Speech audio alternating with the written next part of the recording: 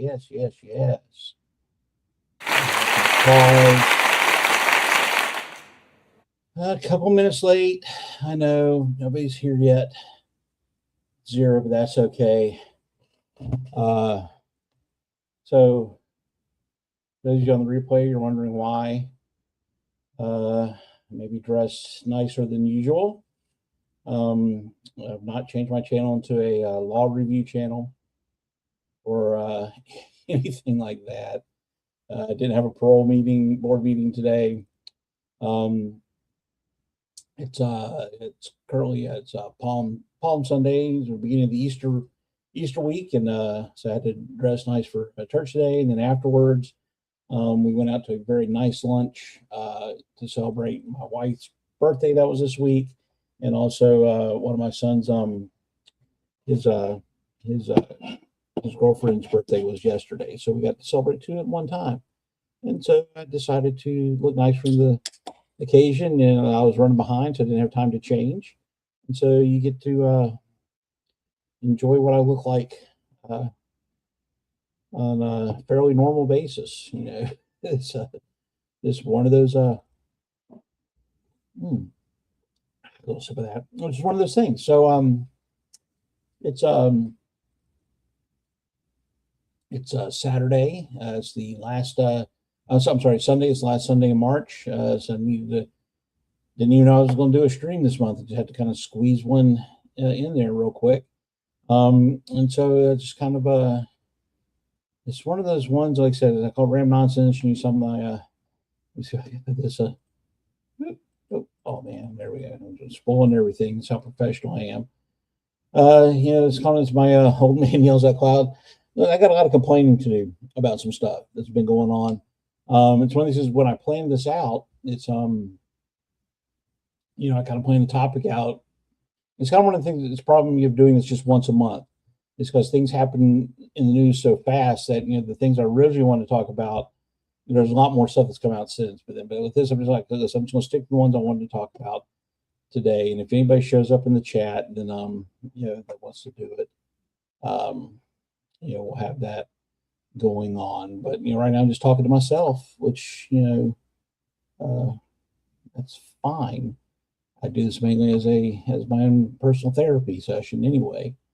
So with that, let me check out a few things. We're living in interesting times. I did a video the other day I posted. I didn't publicize. I mean, it's public.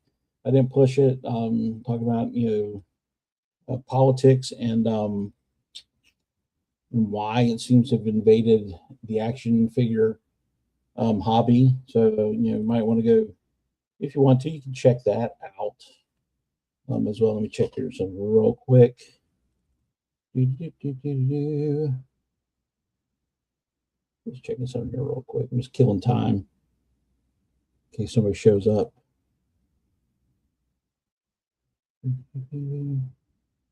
My channel.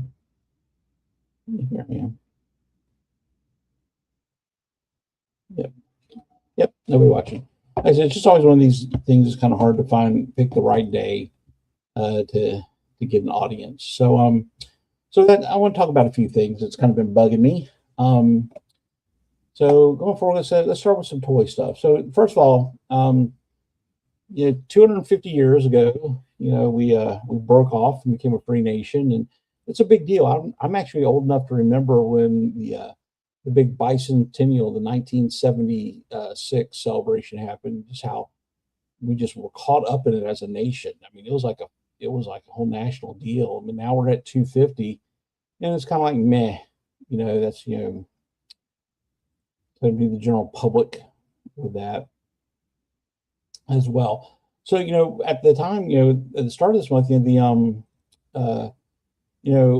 Hasbro had revealed for the 250th anniversary, the Transformers team was putting out I think it's called Star Eagle over there, the Transformers, and it's a repaint of the Air Razor, the new Air Razor mold they did, and also and they repainted as Filch. So it makes sense they're going to repaint this, and that's kind of what they do with that. And I like it. I might wind up getting this one. I'm not a big I like Beast Wars. I'm not a big uh, fan of animal Transformers, but I might get this one because I like it. And in the last month, I was my show. I was talking to Robert for Robert's Infinite Realms. I was kind of shocked because Hasbro, like the Transformer team released, they're putting out Star Eagle or whatever they're calling him, Starbird or whatever it's called. And the Super 7 folks was going to put out the Reaction Plus figures with red, white, and blue themed characters and stuff like that. And I was like, well, and I said this was before this was revealed. I said, I noticed, has the judge team hasn't put anything out, which is kind of odd because you think this would be the one they would put it out for. I said, why don't they just go take Duke, the retro card Duke, and repaint him, in red, white, and blue? And lo and behold, that's what they did. And this figure got so much hate. And I get, like I said, they're going to do a Duke. Duke was going to be the one they picked. And it's going to be red, white, and blue theme. And a lot of people are complaining about he's got this white shirt on this stuff and the gun with the red stock and the white star. Everybody compared it to the Soviet Union, which was a yellow star, not a white star, by the way. With that look, but and I was like, it's just fine. Is after seeing what the Transformers were going to do, Hasbro is going to Hasbro, and they're going to be lazy about it. And this Duke though, and I will openly admit right now, I will probably wind up getting this figure. I know people didn't. It's like listen, it's not meant to be, in your collection. It's not supposed to be. It's not meant to be military. Like this guy's going out on missions and stuff. It's meant to be. It's what it's a tribute figure. But again, it was another example of Hasbro, being Hasbro and doing the bare minimum when they could have. And a lot of people said this, and I actually think I was the first one to comment on this. Is that they could have at least, done a few things like they have the jump pack mold. They Stardusters use it. The steel core figures have used it. They could have thrown one of those in this one, repaint and throw one of those in there, and then do how much would it cost to do like a an American flag, and because there's that famous opening scene from the cartoon of using the jump pack and taking the American flag and putting it on top of the Statue of Liberty. In fact, back in the 25th anniversary line, they released a version of Duke. That was like that. He wasn't painted red, white, and blue. So people got upset about the blue, but like I said, my only problem with it, like I said, it was Hasbro once again doing the bare minimum,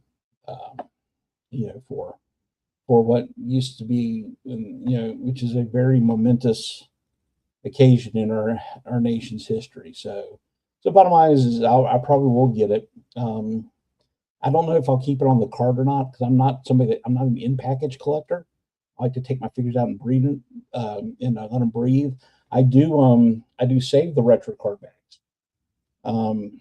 Though I don't cut the file cards out anymore because they're useless with the new ones. But that's just kind of what I do. But it's just what I've come to expect from Hasbro. That's just this idea of doing the bare minimum. And then of course they've released a bunch of other stuff. A lot since then. A lot of stuff has come out. I think which is kind of a little shocking, but not shocking. The Zanya and Swamp Skier is still up for pre-order. It hasn't sold out over on Hasbro. And again, that was one of those things too. That's like they had to do the Swamp Skier at some point. That's what Zartan originally came with when he was originally released in 3 3/4 inch line. He came with the Swamp Skier on that. Something they could have re-released Zartan again, put it with that, or just release the Swamp Skier by itself and include the box that it broke down into that Zartan could haul it with. But instead they paired it with Zanya, which if they would just release that figure on its own, it would have been okay to do. That would have sold sold well to complete the family. Again, it just seemed to be missing a thing in there with you know, with that missing those beats. And then the other thing they showed, and I couldn't find a picture for it, is the ramp rats set that they're doing. So back when has when they released the what's it called, the Hiss tank, that was a HasLab. And then of course they released a few sets that went with that. That was not part of the original. Like they did the MMS repaint, but made that to fit with that Hiss 788, and then they did the 788 team as a separate thing that you could get. It only really made sense if you had the Hiss, and then to add those to it. And so this is basically, but it was kind of done fairly quickly once the Hiss was released. So now the Rattler HasLab has been out for a while, and so it made sense for them to release a set of figures that went along with that. And I kind of liked it. You have that the Cobra ground crew for the aircraft. I'm a sucker for that because I used to work with aircraft in the military, so I kind of remember that. And they had that the rolling toolbox is nice, and the big crate. I mean, it's stupid. I mean, I get why they, but it's kind of stupid having where all it does is store weapons. It's got this big crate, and only part of it is useful for anything. And then I saw some criticism though, because in the artwork, it's folks that don't know the proper, they create things they don't know the proper uses of it. So they got this one photo, and I was looking for it, and I couldn't find it. And it was frustrating me. It's where they have that transport case, and it comes with a tie down strap. It's a thing with hooks, and it had the parts on the crate where you can hook it, and it had there was like a Y strap, and that would be the part that you would actually tie it down to the deck of an aircraft or something like that. And they've got the guy hooking it up to the tow cable of a Stinger. People are like, why are you include this? This is stupid because you don't. What are you going to drag around the Stinger? And I was like, no, it's just somebody doesn't know what that thing is and how it works and what's it supposed to do. So just stuff like that, and it was very frustrating. I couldn't find the pictures of that anywhere online. And I looked, and I'm a pretty good guy at Google, how to search for stuff. So it was just kind of disappointing. So it's the kind of something I look for, even though I don't have a Rattler. Would I like to have one? Yeah. But I do like that ground crew, so I'll probably get that. So so moving right along, and since we're still on the subject of G.I. Joe, they're going to try to make another G.I. Joe movie. And I thought we'd learned our lesson the last time with this. The peak time for a G.I. Joe movie would have been in the mid to late 90s. And that just kind of passed. And so we had, flash forward, we had the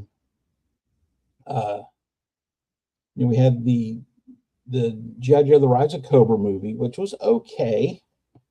They felt the need to make a bunch of changes for an international audience for a property that had no problem attracting an international audience the way it was. But okay, I get that. And they did okay.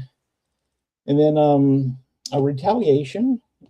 I know everybody doesn't like it, but it was okay too, as well. And then the Snake Eyes movie, in which I know that's gotten a lot of hate, and I understand why.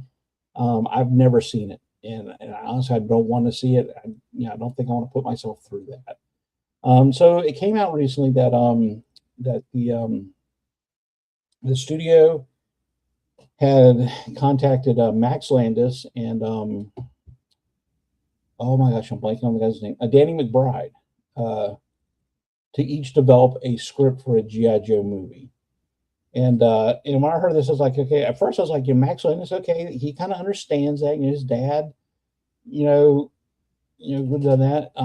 So he kind of understands that genre and all that. And Danny McBride, that one was kind of a weird one to me, because he tends to lean more towards comedy, which to me was like the studios wasn't taking this very seriously, that they were wanting a comedic take on it. And again, love Danny McBride. I never saw Eastbound Down, but I watched Vice Principals and Righteous Gemstones, and some of his movies. And the guy's funny. He knows how to write comedy. So I kind of really was thinking that that's but that's kind of not good for GI Joe. It's kind of like back when they were doing those movies of like Chips and the Dukes of Hazzard and 21 Jump Street, where instead of taking the material seriously, they said they just want to turn them into big jokes as well. So, but the reason I got Max Landis up here is they kind of passed on his idea, which after hearing his idea, I'm very thankful they did, because this guy does not get GI Joe at all. It was kind of a rehash of the Renegades type deal, where and his pitch was like that Cobra takes over the world, and GI Joe is like a resistance rebel movement, which is not what this property is about. GI Joe works best when they are defending freedom. When they're preventing Cobra from winning. And like I said, that was kind of the storyline of Renegades, where Cobra had kind of grown into this organization, and the Joes were kind of like the outlaws of the rogue renegade unit fighting against them. And then this weird idea of trying to paint them in that. And I think they've done that like I never read any IDW comics. I know they kept doing the Real American Hero series, but then they had their own GI Joe series. And I think there was like and because it was IDW, they can't just do one series; they have to do alternate things, stuff like that. I think one of them that was kind of like GI Joe, was like driven underground, and they're fighting and stuff like that. It's just wasn't good.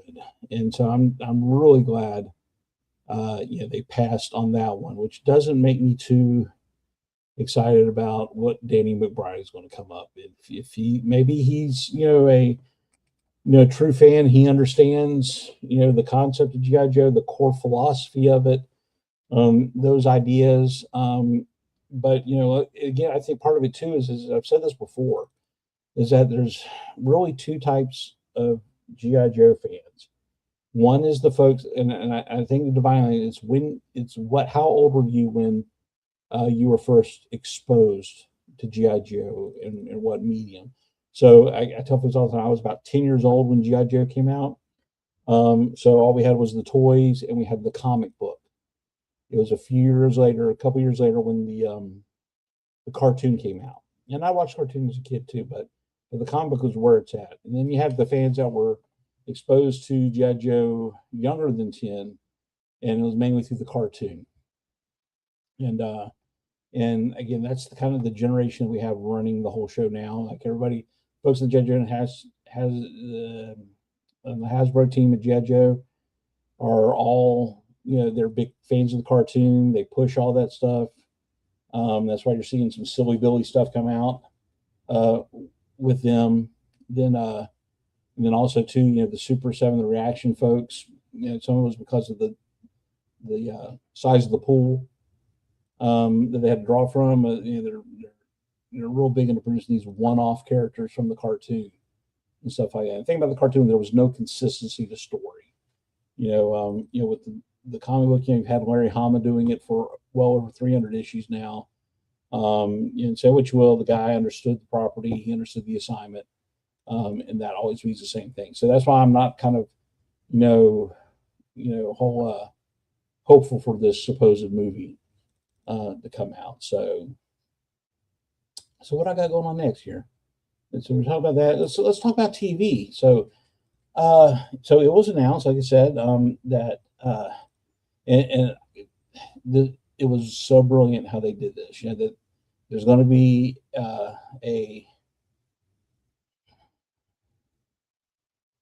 it's not a reboot. That's all my biggest fear of it. It's not a reimagining. It's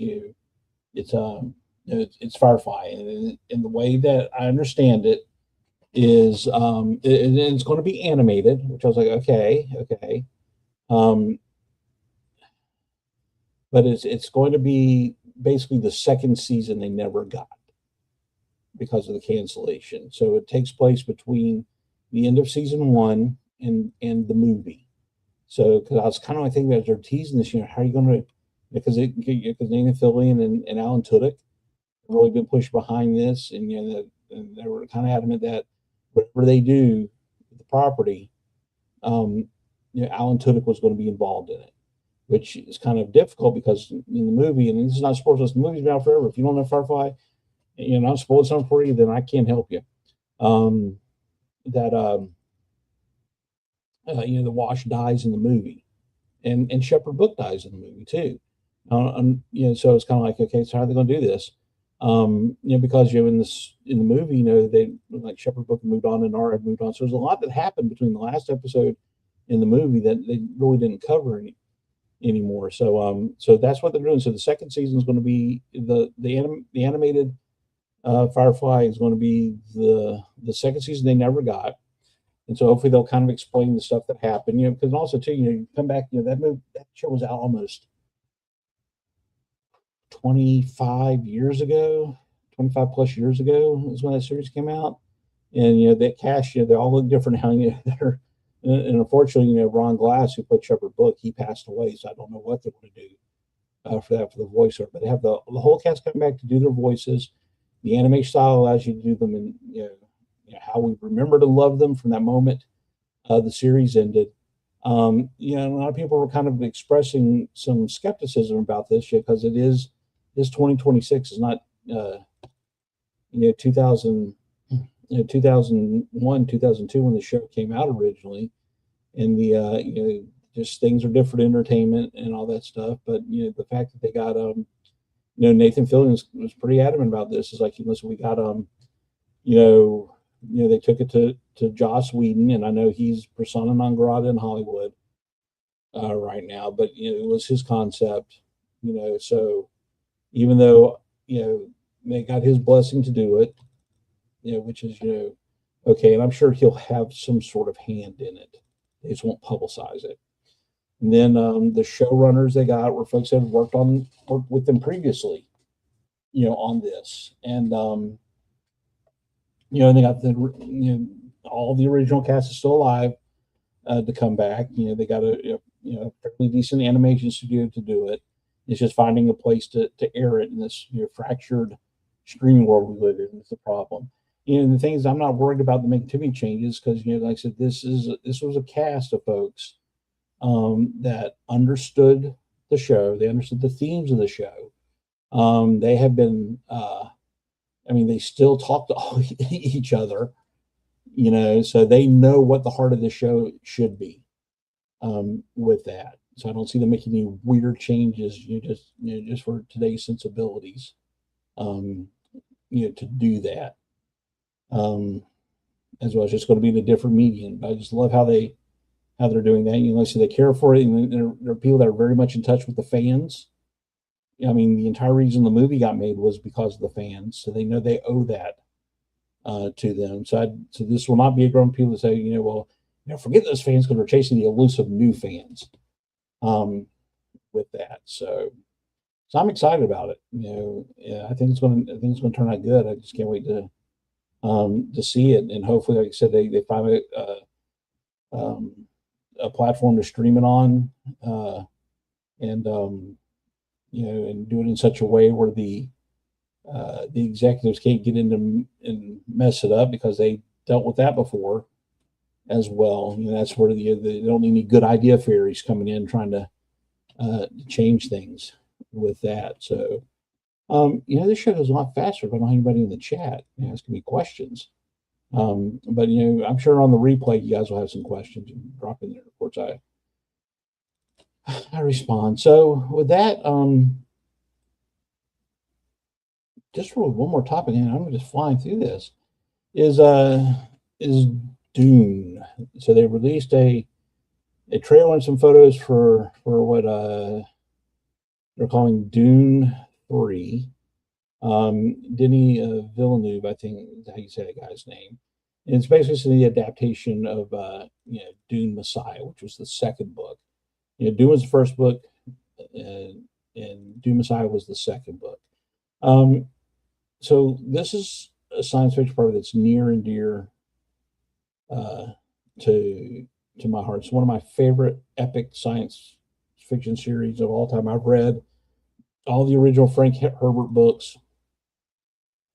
I consider that the core of it. The prequels and sequels and the in between books that Kevin J. Anderson and Brian Herbert have done. I'm not big fans of them. I've read a lot of them. I just think they made a whole lot of changes in stuff that didn't need to be done. Some explanations and changes to kind of do some things. But listen, they're working off of notes, and Brian Herbert's kind of the stamp of approval on it. But I don't consider any of those in the canon of Dune. It's it's the books Dune, Dune Messiah, Children of Dune, the God Emperor of Dune, Heretics of Dune, and Chapter S Dune. That's the Dune saga, the cycle. With that too, the first time I was exposed to Dune was I didn't get to go to movies a lot as a kid. It was just is I had parents with me, and they were always busy working, and movies even back in the '80s were kind of an expensive venture for my family. Very rarely did I get to go to a movie theater and see a movie with that. So when this came out, never got to see when the David Lynch version came out. I never got to see it in theater, but it was everywhere though. TV, magazines. There was some merchandise at the time, and I just loved the look of it. And then it wasn't until a few years later, I think in high school, our local one of the local channels that was in the network affiliate. I think they were a Fox affiliate, but they showed the Dune, and they showed it as like a 2 night miniseries because they showed the that huge like 10 hour cut or something like that. That long cut, there was a lot of stuff in there, and it wasn't until later on I actually saw the theatrical cut of Dune. And then so that's kind of my first, and I loved the weirdness of it. It was looking then and then I finally sat down and read the book, first book, and it was great. And there was also I didn't like that David Lynch changed in it to make that narrative work, but it was beautiful. And what I've come to understand over the years is that, and I get why people want to try to make the movie out of the book Dune. And for me, it will never fully work as a book. Each time, this is the third time they've done Dune as a movie, really, or a series.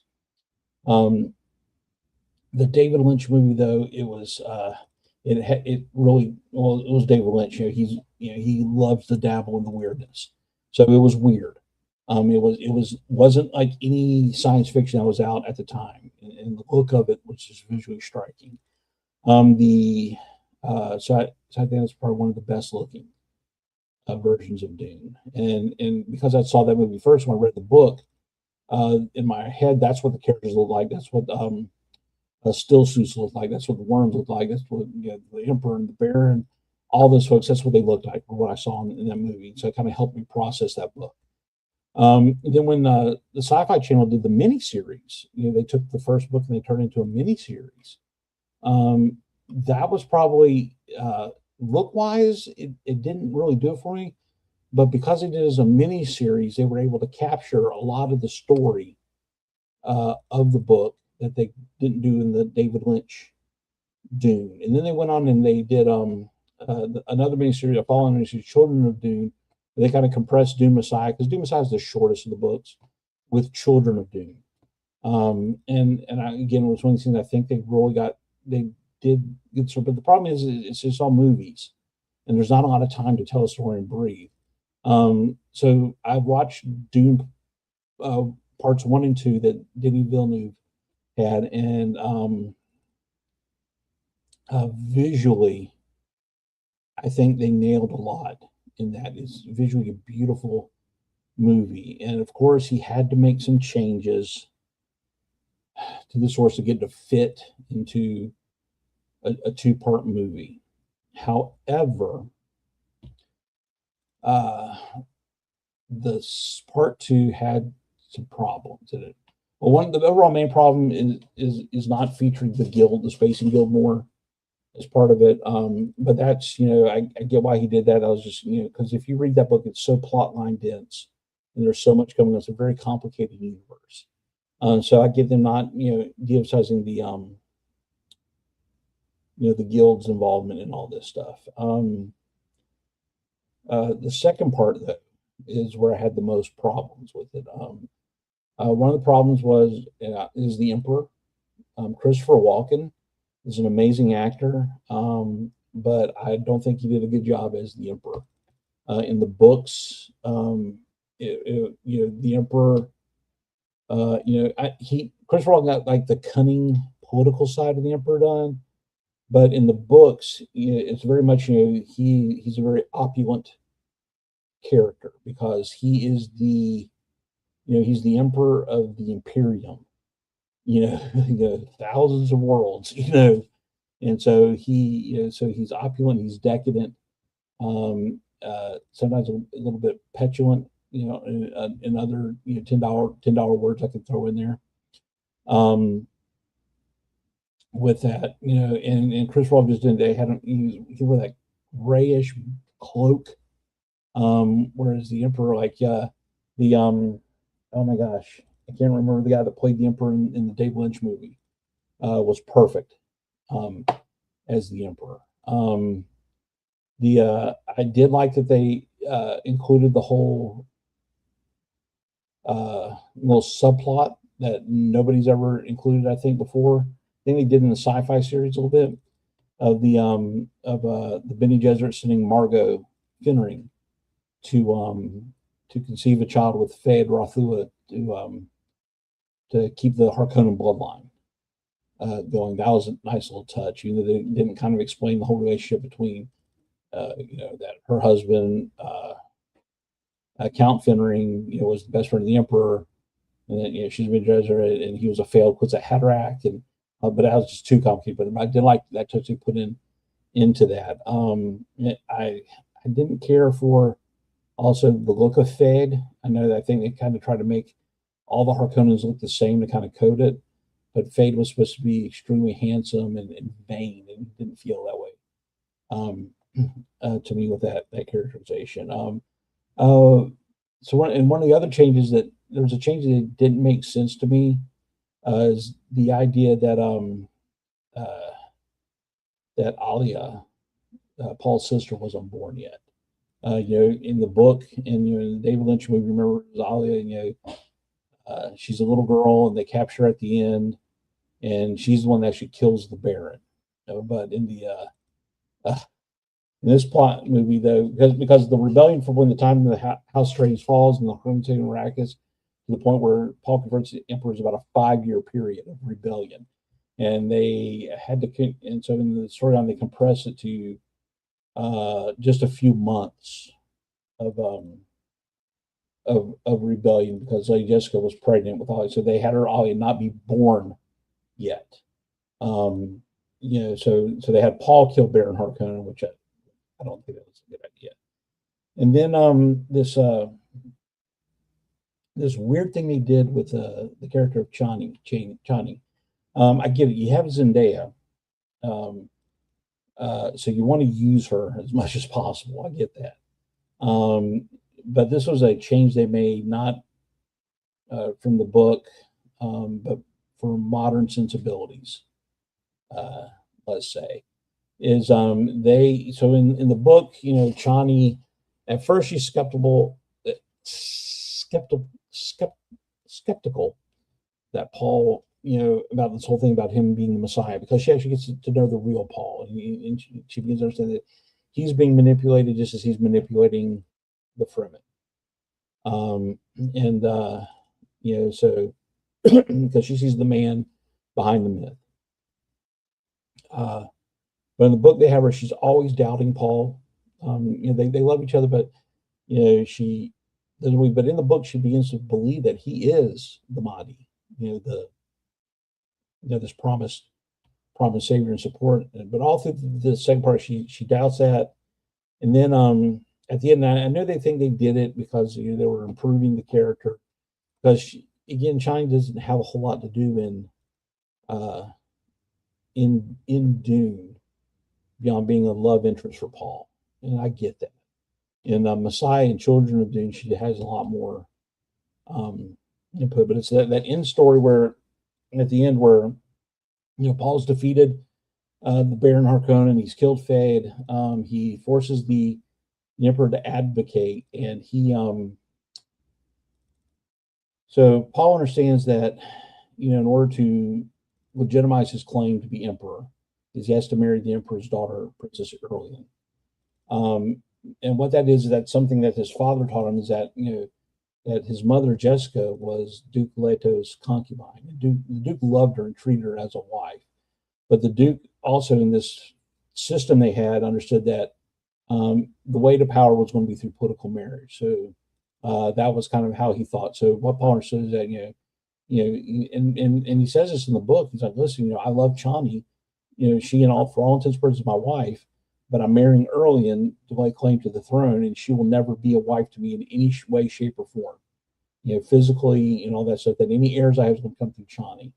And there's a poignant moment in the book where Jessica turns to Chani after this because she's shocked, and she basically tells him like, listen, that they call us concubines, but history remembers as wives, which is such a a great bonding moment between the two with this. But instead, what they do is that when Paul announces he's going to marry Erlian, she storms off in a huff and hops on a sandworm and defiantly rides off into the desert, which is like dumb because part of the thing about Dune is that it's a science fiction book, but it also showed a regression of humanity. That we have this fabulous wild universe we spread out over thousands of planets, but we had evolved into this feudal trap system. So they felt the need to change it. So that was having it. But then they showed the second one, which again, like I said, it's a Doom Messiah, and they got oh my gosh, was it Anna Taylor-Joy's playing Alia, which is really cool, and she looked really good in that trailer. Then bringing Jason Momoa back as Duncan. Well, not Duncan. Well, Duncan, not Duncan. Well, I mean, if you read the books, what is bringing him back. So there's all the intrigue. So hopefully they'll bring the guild in a little bit more. It was cool to see. And I can't remember the guy's name playing.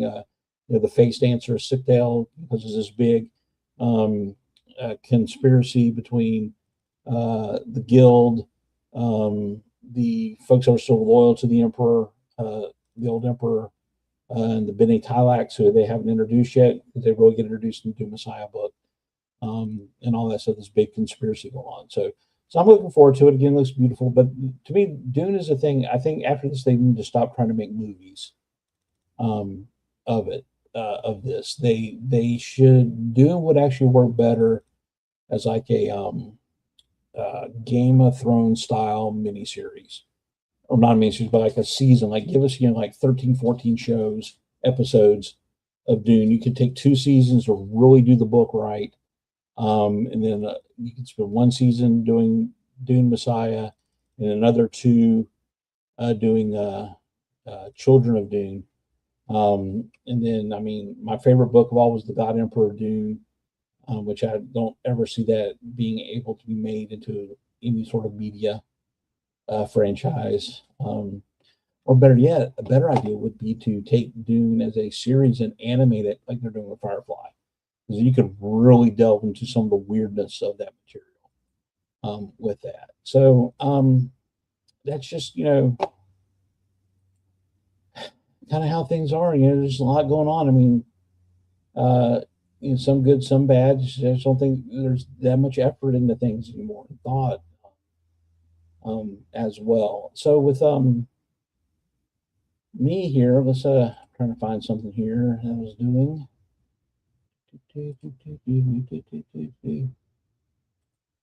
There it is. Okay.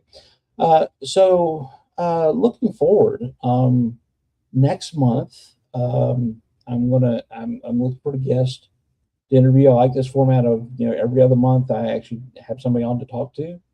And then every month it's just me, talking about the things I want to talk about in the sphere. Like I said, I had nobody show up today for this, but that's fine. It's a Sunday. I kind of put those together last minute to promote a lot. It is what it is. But like I said, I know I will see people on the replay with that. But with that, so with me, I'm really trying to. It's been a long time since I've done a convention. I think the very last convention I went to was back in I think it was 2012. It was the last JoJo Collectors Club convention they held in Orlando. With that I went to. 'Cause I lived down in Orlando. I've been before, and when we went down to Orlando, we used to go to MegaCon, and then before that, the FX show. And then they had an anime console like that. So, me and my wife used to go all the time, but I have never been in a while. Where I live here in Florida, I live in the city of Jacksonville.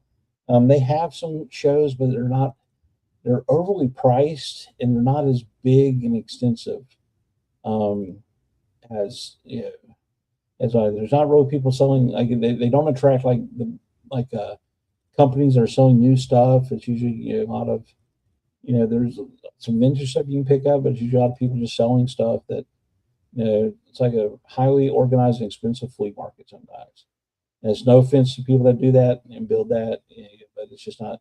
So for the size of the city I have and where it's located, we should have more bigger conventions and stuff like that. But so so one of the things this year is it was discovered to have a health issue, and I've talked to the guys on the Figure Fight Club about it, and as I learn more out. But one of the things I told my wife was like, hey, barring any medical thing, it's been a long time since I've been to a convention, and the expense in going usually kept us from doing anything like that. But we've gotten to a point where we could afford to do something like that.